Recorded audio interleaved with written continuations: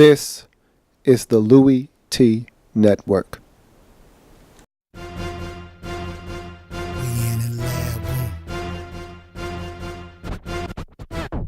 Man, I love some football. Man, I love some football. My favorite week is week 1, cause I'm watching football. First comes the preseason, and I don't take a day off. And then it gets even better when your team makes the playoffs. 32 teams go hard for one thing.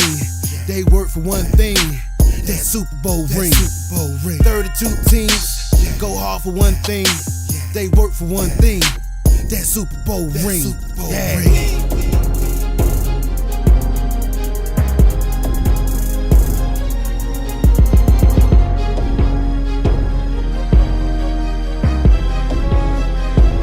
We in the lab room.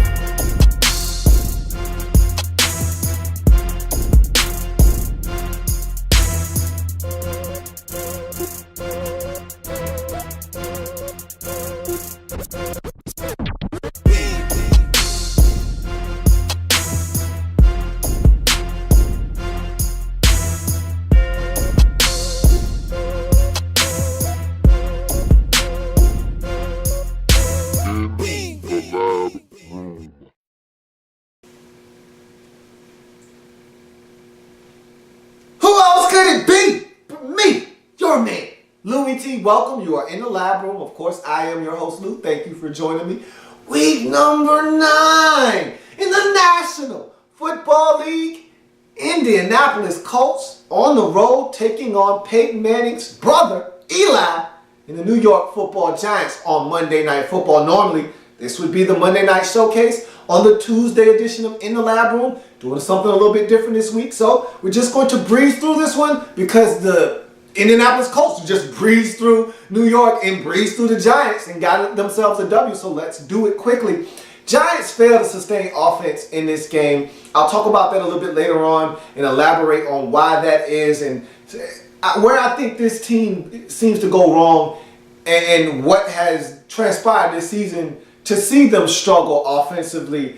But the Colts, they continue to throw the football, and Andrew Luck is on one of those torrid paces where he's going to end up hovering around that Matthew Stafford record for most passing attempts in a season in the NFL. We saw Matthew Stafford about 2 years ago, set that record with over 700 attempts in a season, which is asinine.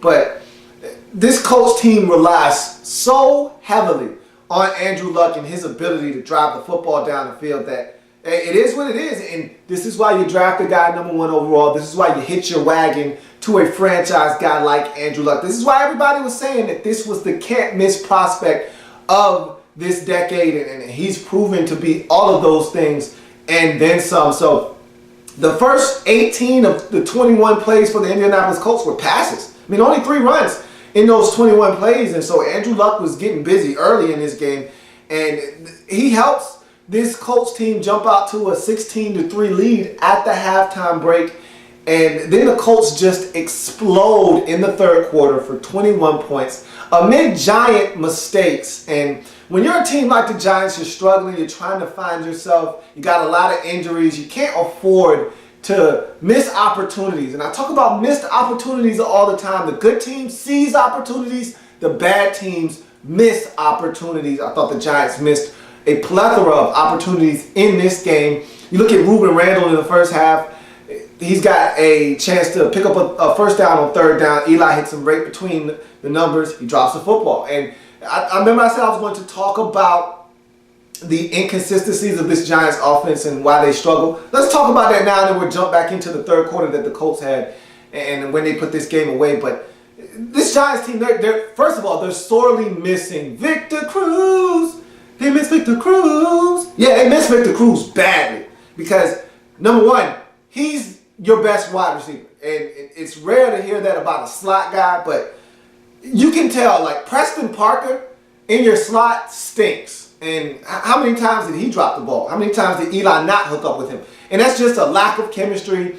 Preston Parker isn't that good. And so all of those things come into play. I mean, there were times when Preston Parker was open. Eli Manning either missed him, and again, lack of chemistry, lack of timing, Or he just dropped the football. I mean, there was a couple of times where he threw him like, slot screens and quick hitters, and he just dropped the football. I mean, you miss Victor Cruz, you're going to miss Victor Cruz. That one stings because he's one of the best slot receivers in the league. And then you look at Ruben Randle. To me, the model of inconsistency. I mean, he picks right up where Hakeem Nicks leaves off. I mean, Hakeem Nicks used to tantalize you and tease you with his ability, but he would drop the football, or he would be injured often, and he wouldn't practice all the time.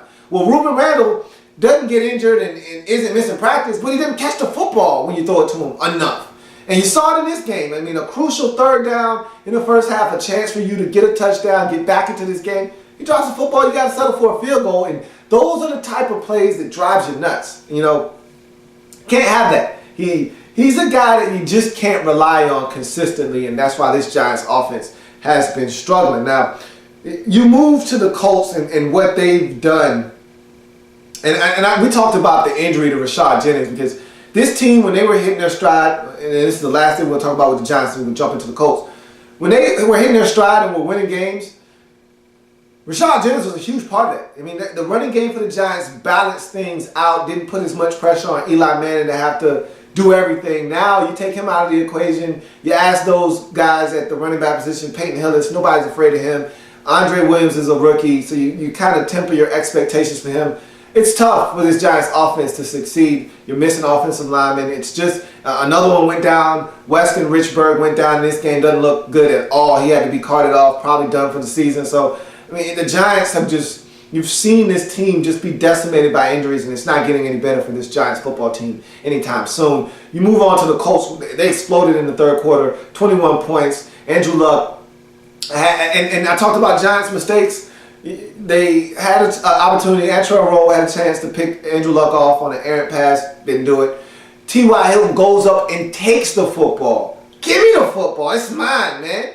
Takes the football from DRC in the end zone. That's a mistake. I mean, literally, that was an interception that was stolen from him. He had the ball. It's not like T.Y. Hilton and him had simultaneous possession and T.Y. Hilton came down with it.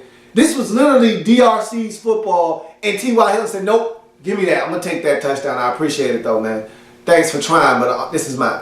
And so you can't have those type of plays happen. And it's not like T.Y. Hilton's 6'4". We're talking about a 5'10", 5'11" guy taking the football from your cornerback. So that stings. Then you come on a blitz. Reginald Wayne wins on a corner route, and Andrew Luck, you can't really make a better throw than he made on this play to the outside. Gives Reginald Wayne a chance to catch it and get up the field. Your defender takes a bad angle on the football. Reggie Wayne's able to get up the sideline, gets a block up the field from a receiver, walks in the end zone, and I mean, those are the type of plays that are back-breaking. And so, and then you got a turnover where if you're a Colts fan, you should be encouraged. This is the one guy with no Robert Mathis. This is the one guy that I think can change the game for you, and that's your rookie. And I think this kid is going to be special, and that's Jonathan Newsom. And you saw flashes of what he can bring to the table with that sack of Eli Manning that forced the fumble that was recovered and taken down deep into Giants territory, turns into a 1-yard Dwayne Allen touchdown to really put the icing on the cake in this game for the Indianapolis Colts as they have that barrage in the third quarter. I'm telling you what, this kid, Jonathan Newsom, he's the one guy that I think can consistently get pressure if you give him an opportunity to do so. I'm not a huge Bjorn Werner fan. I don't think that you're going to get a lot of pressure out of Eric Walden. I think that's the guy right there that is going to end up being able to change the game for you on the defensive side of football if you are the Indianapolis Colts. Colts get it done on the road, make it look easy, 40-24. Andrew Luck, another huge day, 4 touchdown tosses. Really had his way with this Giants defense.